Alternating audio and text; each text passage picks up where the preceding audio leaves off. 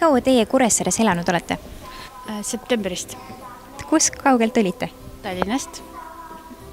Ja kas põhjus oli ka lapse sünd? Ja.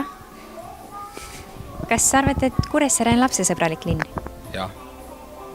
Ja mille poolest? Ise siin üles kasvanud. Tegelikult me mõlemad ise siin üles kasvanud, et päris niisama ei ole tulnud siia.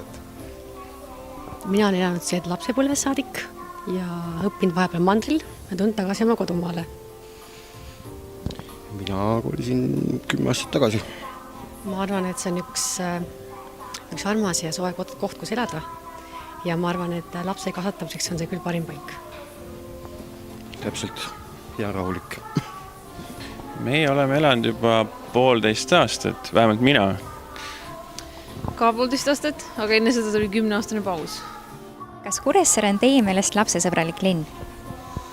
Jah, palju sõbralikum kui Tallinn.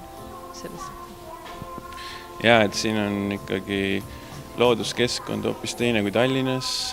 Inimesed on teistsugused, rahulikum keskkond. Et võib öelda, et on lapsesõbralik. Ja.